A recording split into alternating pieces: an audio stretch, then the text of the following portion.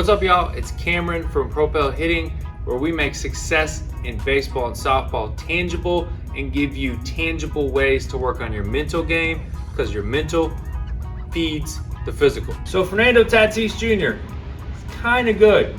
Does a lot of things really well in the field, on the bases, especially with the bat. You want to know a secret? One of his secrets to how he helps himself have the best results? Well, let's talk about it. What if I told you that Fernando Tatis, one of the things that he tells himself in the box is swing at 30%. Wouldn't that blow your mind? It's absolutely mind-blowing and crazy to think. So why does he think that?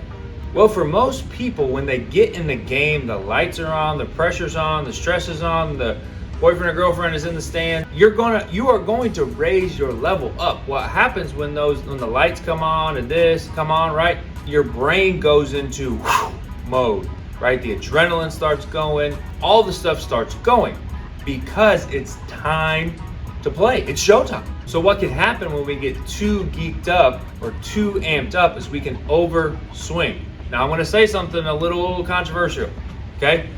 There is no such thing as 110%. There's only 100%, right? When it comes to what we're talking about with that, right? That's all it is. If you got 10 out of 10, it's 100%. It's not 110%. Okay? We're not talking about extra credit, bonus. We're not talking about any of that. We're talking about your swing production, your swing movement, 100%. That's all we can get to. And if you listen to ex-big leaguers talk, a lot of them will say, if you train at 100% all of the time, not 100% effort, right? Trying hard, running hard, not talking about that, but intensity, you're gonna wear yourself out because adrenaline, the lights, the pressure, the fun is going to amp up your body. You can't even really do that, right? But it's like when you run through a tunnel for football, or when your walk-up song comes on, or you play the playlist before the game, that's getting you hyped. The hype brings you up to the performance level, getting to that elite level. So for Fernando Tatis Jr., him thinking 30% is about calm. It's about staying smooth, staying natural, staying within what he knows, staying within what he's good at. And think about it this way, okay? So back in the olden days, you used to have to go pump water out of a well, right? You've probably seen it in movies or a commercial making fun of it or whatever, right? So you'd have to walk out of your house, walk all the way to the well, pump the water out, put it in a bucket, pump it, take a long time. Sometimes it would be fast, but all the stuff. There was a lot of effort that went into filling the bucket up. So if I'm putting in a lot of effort to fill that bucket so we can have water to drink or water to cook or whatever it is, I'm gonna make sure that I hold that bucket really, really well back to the house. If I'm sloppy with it, if I do too much, if I try and walk too fast or run too fast, I'm gonna spill it. In the same way, every single person starts their swing or their pitching motion or their fielding motion with 100%. The bucket's full. What we wanna be able to do is spill the least amount possible.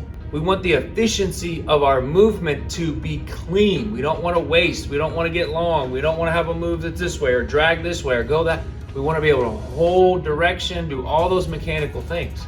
But if we have too much effort, we run too fast back to the house, we get distracted, then the water's gonna spill. That training of pumping the well, right? Training equals pumping the well. We're gonna have wasted that. We're gonna have wasted the effort because we were not focused and calm, right? It's kind of the whole notion of who won the race, the rabbit or the tortoise? The tortoise won because he was who he was. He stayed in his lane. He stayed calm. He didn't get too amped, too cocky, too anything. Same kind of thing. So for Fernando Tatis, he's a fast twitch guy. He moves fast and he gets amped up. He's young. He loves it. He loves the lights. He loves all the stuff. So the 30% rule keeps him fluid, keeps him calm. So it's more important to be efficient and calm and repeatable than it is to be out of control, trying to go super fast. The crazy thing is, the more smooth and controlled you are, the harder you will actually hit the ball more times. 112 on an exit velo is good. It's fantastic. But being at 108 to 101 and everything that you hit, that's consistency. The goal is hard line drives all the time. No matter what we do, no matter where we hit, no matter anything, hit the ball hard, hit a line drive. Always the goal. So just remember, it's about controlling, funneling, using what you have and not spilling it. Not too much. Don't do too much. That's the whole adage of like what you probably had it when you were on the mound and someone says, don't overthrow. Too much. What they're saying is, hey, you're doing too much. Too much. Ramp it down. Ramp it down. Just be fluid. One of my best friends, he's a pitching guy, and he tells his players to do super fluid. And they have to say it when they pitch. This guy's worked with all-stars. Okay, it's super fluid. Okay, to keep the body flowing and working, not Bruce Lee says calm muscles are fast muscles. So the ability to stay through, stay consistent, and not spill on the way to the ball is going to elevate your production more than anything you could ever do. So take this 30% rule and find how it works for you so you can start copying some of the same principles that Fernando Tatis uses to hit well and be an all-star. Keep grinding, y'all. This is Cameron with Propel Hitting. Keep going, keep growing, embrace it so you can make it.